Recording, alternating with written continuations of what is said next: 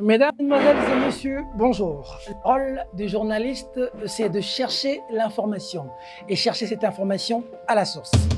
Les journalistes que nous sommes avons été informés d'une situation, c'est les 100 questions des situations du pays, les situations politiques, situations de la gouvernance, situation de la diplomatie, situation sécuritaire, de l'infrastructure, du social. Ce sont des questions posées par un acteur politique, un animal politique, le président du centre, Germain Kambinga. Nous venons à la source pour le rencontrer, pour avoir le substrat, si vous voulez, la quintessence de toutes ces questions, parce qu'il s'en suivra les jours qui viennent une grande conférence de presse où il va s'étaler en long et en large. S'en suivra 5 grandes émissions qui vont être présentées d'ailleurs par votre humble serviteur Peter Tiani.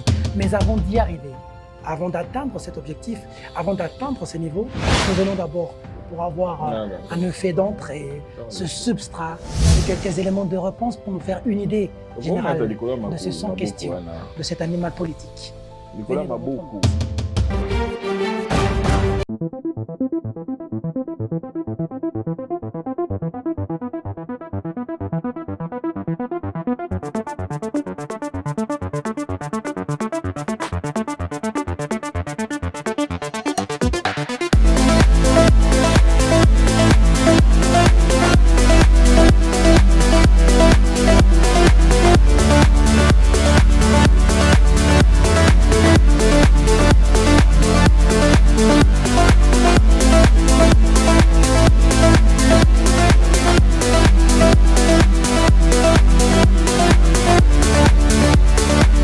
Bonjour Peter Tiani. Pour ne pas dire bonjour, on vient à la source un peu, c'est un peu de scruter cette information qui nous est parvenue de 100 propositions, des questions importantes de la nation. On sait que les jours qui viennent, ce sera une grande conférence de presse et puis une série d'émissions que nous allons réaliser avec vous. Mais aujourd'hui, c'est pour avoir le substrat, la quintessence un peu de manière lapidaire de ces 100 questions. D'abord, pourquoi? Le but de ces 100 questions, ces 100 propositions, c'est quoi? Merci beaucoup Peter Tiani. Le journaliste, c'est celui qui va à la source et vient prendre l'information. Et à cet égard, vous avez de toute façon, par l'expertise avec laquelle vous conduisez votre métier, fait la démonstration de votre compétence. Oui, le centre va, dans les jours qui viennent, proposer 100 propositions à la République. Des propositions qui font un tour panoramique des principaux problèmes que connaît notre pays, aussi bien du point de vue conjoncturel que structurel. C'est l'amorce de la construction d'une vision centriste pour la République. Le pourquoi? C'est très simple. Nous pensons que la politique congolaise ne peut pas continuer dans cette logique d'abaissement. La République démocratique du Congo est une grosse machine à perdre parce que les politiques publiques, les politiques, d'une manière générale, ne pensent pas la République. Aujourd'hui, les débats, nous les connaissons, le schéma à venir, nous le connaissons. Le débat, c'est lequel? Et ça ne va pas changer. On va vous parler de Kadima, on va vous parler demain du débat de Chiffonnier qui aura sur la loi électorale. Certains vont fantasmer sur un dialogue, mais personne ne se pose des questions de fond sur... Des débats de fond. Sur... OK, on prend le pouvoir, OK, on se met ensemble, mais comment les choses changent? Moi, en tant qu'acteur politique congolais et président du centre, j'ai tiré les leçons des expériences qui sont les miennes, aussi bien au cœur de l'appareil de l'État, mais aussi en tant qu'acteur politique. Et c'est la force de cette expérience que j'ai décidé de mettre à la disposition de notre pays, en espérant que quelques esprits éclairés tireront de là l'intelligence nécessaire pour aider la République à avancer. Ce n'est pas, lorsqu'on fait des propositions, un objectif personnel. On vise d'abord un service à la nation, qui est la nôtre. Fruit de notre expérience et de ce que nous savons du Congo, le centre a donc décidé de faire et de proposer le débat autrement. Alors vous avez posé les bases avec 5 questions. Oui.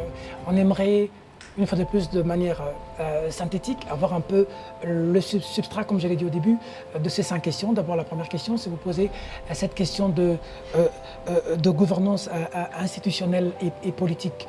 Que devons-nous attendre par là? Le résultat des réflexions qui sont les nôtres, c'est près de 20 ans de carrière politique et d'exercice de l'activité politique en RDC. l'intellectuel doit pouvoir se poser à un moment donné les bonnes questions. Qu'est-ce qui ne marche pas? Pourquoi de 1960 à aujourd'hui, les institutions de la République, les institutions politiques et les structures politiques n'ont pas, en tant que modèle et système structuré, permis à la République démocratique du Congo d'avancer? Ces questions sont posées et nous proposons des solutions novatrices qui vont jusqu'à une révision de la Constitution. Parce que, bien entendu, certains problèmes politiques et institutionnels sont de nature conjoncturelle, mais d'autres sont de nature structurelle. Donc, à chacun des problèmes, des solutions proposées.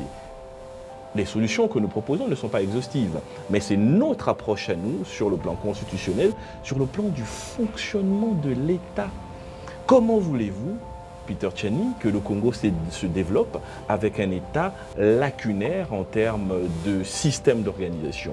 Le système d'organisation de notre pays ne permet à aucun dirigeant d'amorcer un processus de développement. Comment? Il faut des réformes. Le fonctionnement du gouvernement, il n'est pas bon. Il est inefficient, il est inefficace. Vous mettez le meilleur des premiers ministres avec ce système de fonctionnement de l'État, de l'administration publique, il n'y arrive pas. Voilà pourquoi, dans le cadre de nos 100 propositions, nous avons quelques idées qui vous seront présentées. Peut-on en avoir une si ce n'est pas vider le contenu des actions? Non, mais je pense qu'on va attendre. On va attendre. Prenez les partis politiques. D'accord. Vous avez des partis politiques qui défendent la démocratie, mais qui eux-mêmes ne sont pas démocratiques. Il faut bien trouver une solution à cela. Est-ce que là-dedans ne se trouve pas le problème de la avec des présidents à vie dans les partis politiques, de la multiplication des partis, de l'inefficacité des approches politiques des partis et du folklore militant à l'intérieur des partis? Peut-être qu'il faut revoir le fonctionnement par la loi des partis politiques pour instaurer ce qui est admis au niveau national, au niveau des partis politiques, parce que c'est la transposition du fonctionnement des partis, de ces idées qui vont permettre, une fois accédés au pouvoir, de changer le pays. Alors, vous avez aussi parlé de la diplomatie. Oui. Que retenir de ça? C'est très simple. La diplomatie est un instrument géopolitique qui permet aux nations d'étendre leur influence pour avoir des retombées économiques. C'est ça la diplomatie avant tout. Elle s'appuie sur la puissance militaire, elle s'appuie sur la puissance économique. Où en sommes-nous au niveau de la République démocratique du Congo? Nous, ce que nous disons, c'est qu'il faut, dans un premier temps, réfléchir sur la manière d'asseoir notre puissance économique. Pour cela, un des pans, sans dévoiler l'ensemble de nos propositions, c'est la question très importante de la diaspora congolaise. Nous nous inspirons de ce que Jean Baudin a dit. Il n'est de richesse que d'hommes. Nous n'avons pas formé, l'État congolais n'a pas formé, n'a pas investi pour avoir les meilleures compétences. Mais elle a une chance à la faveur des mouvements politiques qui ont entraîné la constitution d'une forte diaspora. Nous avons la chance d'avoir une diaspora experte. Je parle de celle qui est dans l'astrophysique, de celle qui est dans la neurochirurgie, qui est dans l'ingénierie bancaire et financière, dans l'ingénierie hospitalière. Et on a partout, au Canada. Il faut une vraie politique. Parce que, c'est vrai, nous n'avons pas investi pour leur formation. C'est ça le problème. Mais ils sont attachés au pays.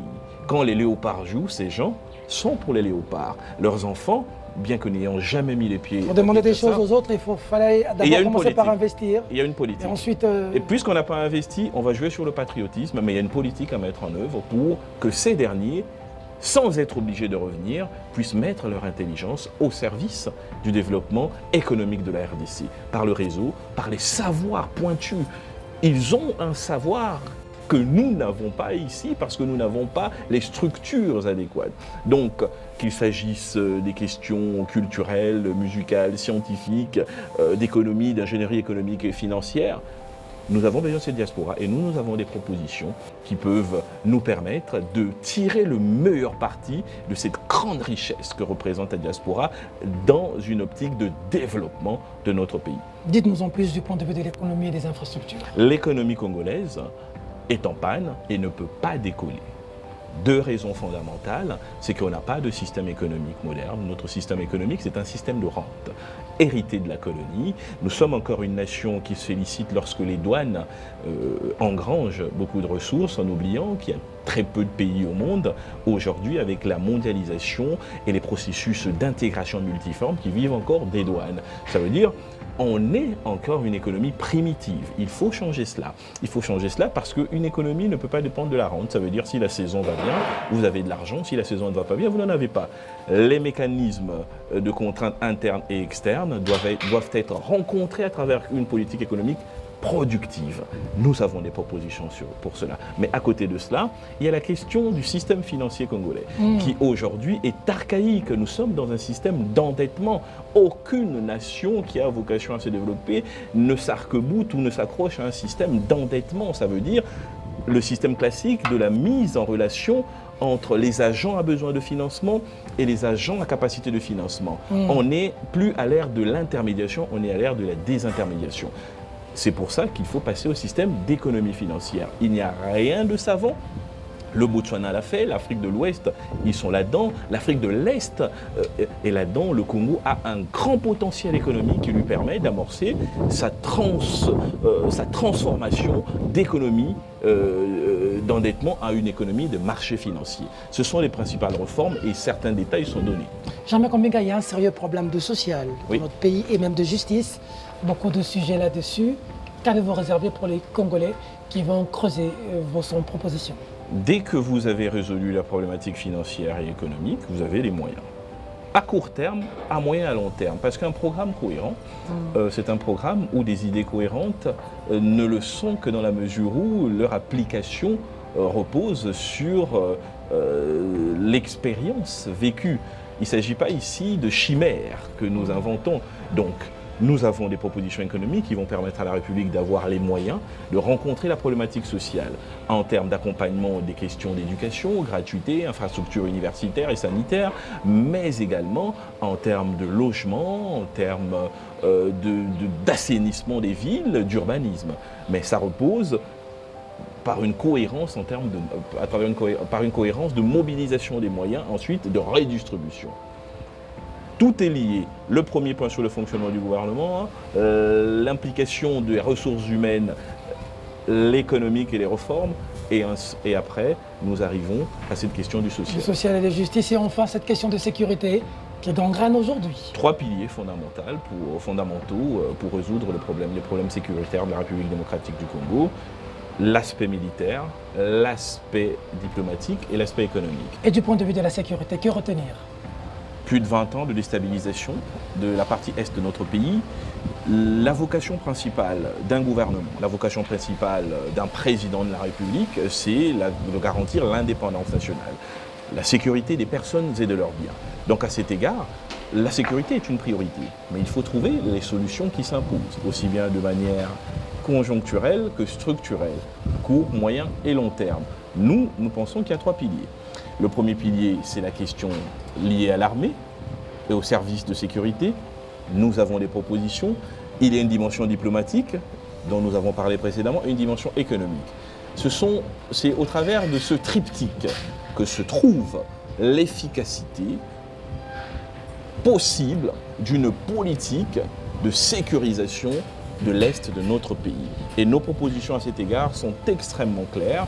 Elles reposent une fois encore sur une logique cohérente du respect de l'urgence, ça veut dire le court terme, du respect